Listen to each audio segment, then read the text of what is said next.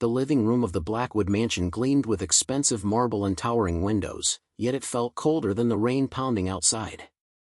Crystal chandeliers reflected harsh light across leather sofas and a glass table at the center of the room. Elena Hart stood near that table, her posture straight but fragile, one hand resting protectively over her pregnant belly as if shielding her unborn child from the hostility filling the air. She hadn't sat down since she was summoned. Margaret Blackwood's voice shattered the tense silence. She slammed a thick stack of papers onto the glass table, the sound echoing like a gunshot. "Sign these papers now," she screamed, her perfectly manicured fingers stabbing toward the documents. Her face twisted with disgust as she looked at Elena. "You're useless. Absolutely useless." Elena flinched but said nothing. Her eyes drifted briefly to her husband. Daniel Blackwood stood a few steps away, shoulders stiff, gaze fixed on the floor. He didn't defend her. He didn't even look at her. His silence screamed louder than his mother's insults. "My son deserves better," Margaret continued, pacing like a predator. "Not some woman who trapped him with a pregnancy. You came here with nothing, and you'll leave with nothing." She laughed sharply. "A gold digger who didn't even dig well." Each word struck Elena like a slap. Margaret leaned closer, her voice dropping into a venomous whisper. "Sign now, or I'll have security throw you out tonight. No money. No home. No future." Elena slowly lifted her head. Her fingers trembled slightly as she brushed her belly, steadying herself. Her voice, when she spoke, was calm and soft, almost painfully so. "If I sign, there's no going back." Margaret's lips curled into a smug smile, utterly convinced she had already won. "At all, ever." Elena's mind drifted far from the cold mansion as Margaret's smirk lingered behind her eyes. She remembered a much quieter life, one that existed long before the Blackwood name weighed on her shoulders. She hadn't grown up surrounded by shouting voices or power games. Her childhood had been calm, disciplined, and deliberately private. Her father taught her early that real strength never announced itself. She had met Daniel years ago as just Daniel, not an heir. He had been charming in a hesitant way, eager to please, grateful for affection. She fell in love with the man he seemed to be, not the empire behind him. When he proposed, she said yes without hesitation, choosing love over luxuries she already possessed but never flaunted. Elena had made a conscious choice to hide her identity. Her surname meant nothing to the world she stepped into, and she wanted it that way. She wanted to be seen as a wife, not an asset. Her father had supported her decision, even as illness hollowed his body. On his last night, his voice had been weak but certain. "Never reveal power to people who don't respect you," he told her. "Let them show you who they are first." The pregnancy had been a miracle she barely dared to believe. Years of quiet heartbreak, doctors shaking their heads, nights she cried alone before marriage, no one in the Blackwood family knew any of it. To them, her pregnancy was a strategy, a trap, an inconvenience. Standing there now, Elena understood something with painful clarity. Love without protection was fragile.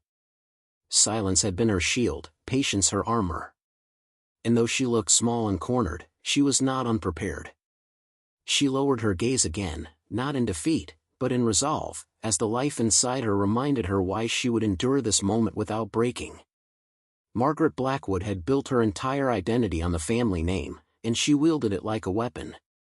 The Blackwood empire stretched across cities, luxury hotels, prime real estate, investment firms that whispered influence into political ears.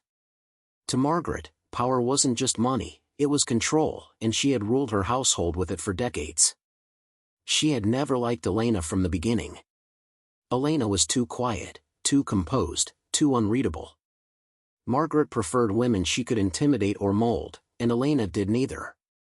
From the moment the pregnancy was announced, Margaret decided it was an act of betrayal.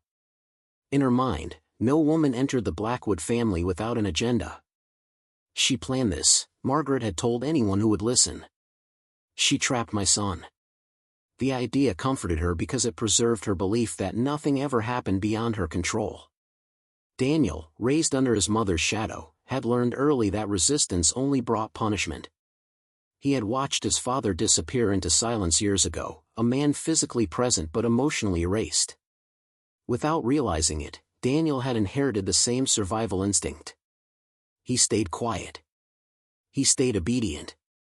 Even now, with his wife humiliated and pregnant, he chose the familiar safety of silence. Margaret's plan was precise and ruthless. Divorce Elena before the child was born. Sever all legal ties. Ensure the baby would never threaten the Blackwood inheritance.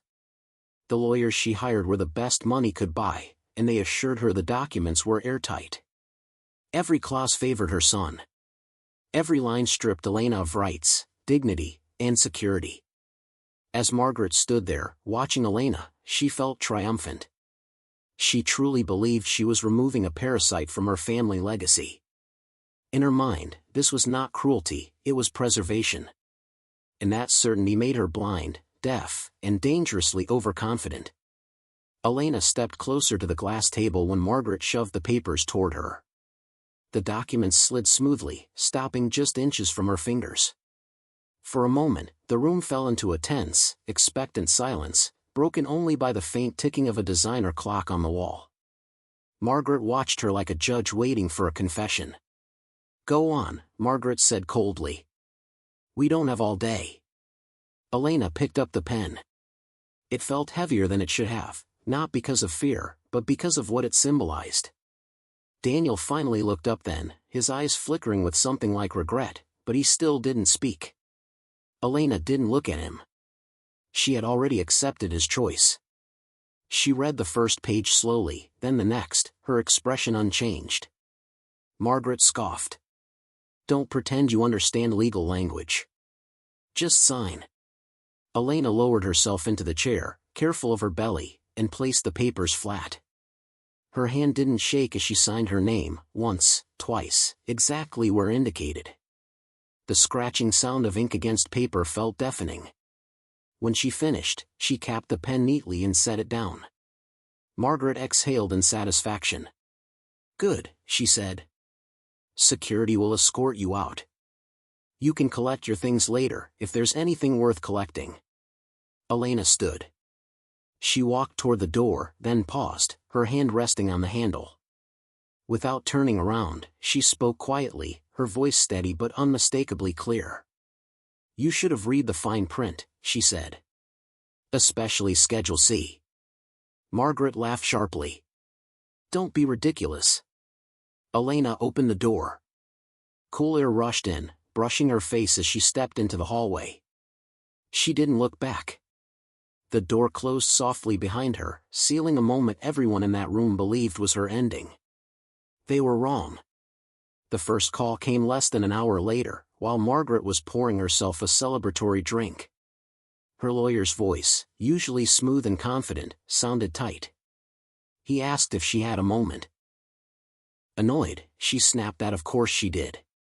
She assumed it was confirmation that everything had been finalized. Instead, silence followed, thick and uncomfortable. "There's an issue," the lawyer finally said. Margaret scoffed. "There is no issue." She signed. "Yes," he replied carefully, "but there's an additional clause attached to the agreement. Schedule C. It references an external trust and counter-acquisition rights that activate under specific conditions." Margaret's hand stilled midair. "What are you talking about?" "That's impossible." In a glass-walled boardroom downtown, several junior associates had gone pale as they cross-checked documents. What they found didn't look like a mistake. It looked deliberate. The clause was legally airtight, written with surgical precision. It stated that any forced dissolution of marriage during pregnancy, under coercion, would trigger immediate financial and corporate consequences. Phones buzzed. Databases were accessed. One associate swallowed hard and whispered, "The trust is real." Another voice followed, barely audible. "Its current valuation is just over $10 billion. The room fell silent. Margaret laughed when she heard the number. A sharp, dismissive sound. "You're telling me that woman has $10 billion? Don't insult me." But then the confirmations started coming in: banks, registries, international holdings. Names that made even seasoned lawyers sit straighter. Hart Global Holdings wasn't a rumor. It was a sleeping giant. Margaret's smile faded. For the first time that evening, her confidence cracked, just slightly, as the weight of what she had dismissed began to press in. Elena sat in the back seat of a quiet car as the city lights blurred past the window. Her phone vibrated once, then again, then fell silent. She didn't look at it. She already knew what was unfolding. What she hadn't known was how quickly the truth would surface once the seal was broken.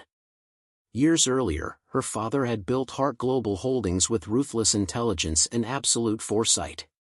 Energy, logistics, technology, finance, entire industries quietly interconnected under layers of trusts and subsidiaries. When he died, he left everything to Elena, but not outright. He designed it as protection, not inheritance. Control would only activate if she was ever deliberately harmed, stripped of rights, or coerced while vulnerable. Especially during pregnancy. The clause Margaret ignored was not a loophole. It was a trigger. As confirmation spread through financial channels, executives who once ignored Elena's existence began reading her name with careful respect. Hart Global wasn't just wealthy, it financed projects the Blackwoods depended on. Hotels under renovation. Loans tied to expansion plans. Partnerships that suddenly came with new conditions. In a private office overlooking the river, Elena finally checked her phone. Dozens of missed calls. Lawyers. Bankers. Advisors she had not spoken to since her father's funeral. One message stood out, simple and direct: control transfer complete. She closed her eyes briefly, resting her hand on her belly. This was never about revenge. It was about safety. About ensuring no one could ever threaten her child's future with a raised voice and a signed paper. Her father's words echoed clearly now, steady and certain. Never reveal power to people who don't respect you. Elena opened her eyes, calm and composed. The world had finally been forced to see who she was, and she hadn't raised her voice even once. Margaret Blackwood's world began to unravel in a series of clipped phone calls that refused to stop. Her assistant knocked, pale and nervous, announcing that 2 banks had suspended pending transactions. Margaret snapped at her to leave, convinced incompetence was spreading like a disease around her. She dialed another number, then another, only to be met with careful, distant voices that no longer rushed to reassure her. Projects she had approved weeks ago were suddenly under review. Long-standing credit lines were frozen without explanation. A board member canceled a dinner, citing urgent travel. Another resigned before she could even demand an explanation. The room that once echoed with her authority now felt oppressively quiet. By evening, the truth could no longer be denied. Hart Global Holdings wasn't circling the Blackwoods, it was already inside their walls. Minority shares were being called in. Financing structures were rewritten. Clauses that once protected Margaret now worked against her. She slammed her phone onto the desk, her hands trembling with rage and disbelief. "This is Daniel's fault," she hissed when he arrived, breathless and confused. "He let her do this. He married her." Daniel stared at the documents spread across the desk, his face draining of color. For the first time, he saw his mother not as untouchable, but exposed. Margaret's voice rose again, shrill and desperate, demanding fixes that no longer existed. She tried calling Elena. Straight to voicemail. She sent messages, angry, then pleading, then furious again. No response. Outside the mansion, the same social circles that once praised Margaret's dominance began to distance themselves. Invitations disappeared. Whispers replaced admiration. The woman who had screamed orders all her life was finally forced to listen to silence. And in that silence, Margaret Blackwood tasted something she had never known: powerlessness. Daniel sat alone in his study long after the house had gone quiet, the weight of everything pressing down on him at once. For years, he had told himself that staying silent kept the peace. That not choosing sides was a kind of kindness. Now, surrounded by the consequences of that silence, he saw how hollow that excuse had been. He replayed the living room scene over and over in his mind. Elena standing there, pregnant and humiliated. His mother's voice cutting through her like a blade. And himself, rooted to the floor, eyes down, saying nothing. The shame settled deep in his chest, heavy and inescapable. He hadn't protected his wife. He hadn't protected his child. He had protected only his own comfort. When he finally reached Elena, she agreed to meet him once, in a quiet public place. No lawyers. No arguments. Just a conversation. She arrived calm, composed, unchanged by the chaos she had triggered without ever raising her voice. "I didn't know," Daniel said weakly. "About the money. About any of it." Elena looked at him steadily. "That's the point," she replied. "I never needed you for that." Her words weren't cruel. That made them worse. She explained, gently but firmly, that trust had broken the moment he chose silence over her dignity. That love couldn't survive where courage was absent. "I'll make sure you're involved as a father," she added. "But as my husband? You lost that role when you stayed quiet." Daniel nodded, swallowing hard.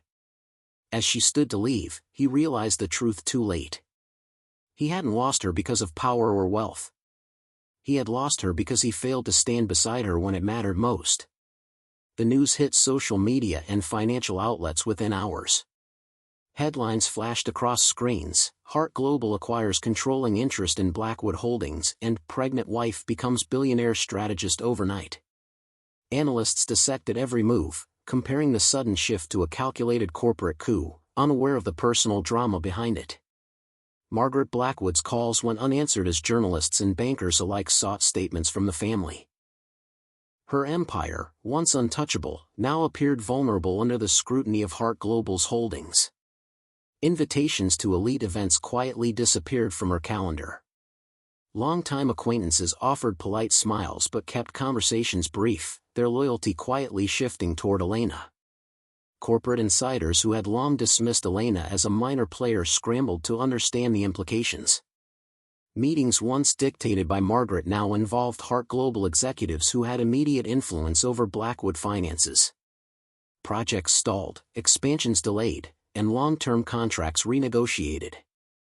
Every move Margaret had once commanded without question was now at the mercy of the woman she had attempted to humiliate.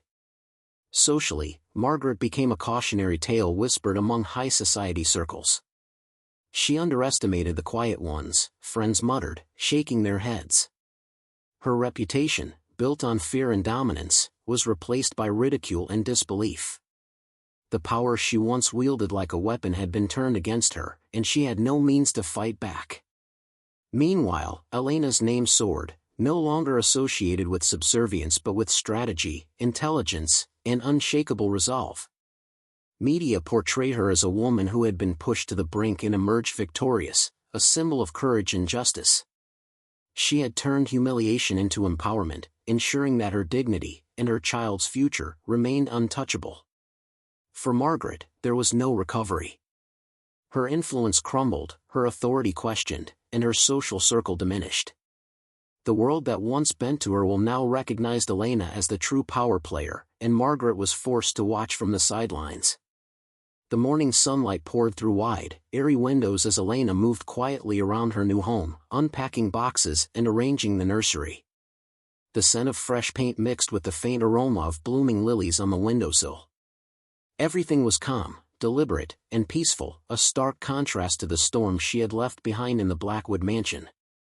Each step she took felt purposeful, each action a declaration of control over her life. Her hand rested lightly on her belly, feeling the soft, steady movements of the life growing inside her. The child was the center of everything now, the reason she had endured humiliation, secrecy, and scheming. She smiled faintly, thinking about the day her child would know the story of resilience and intelligence that had protected them even before birth.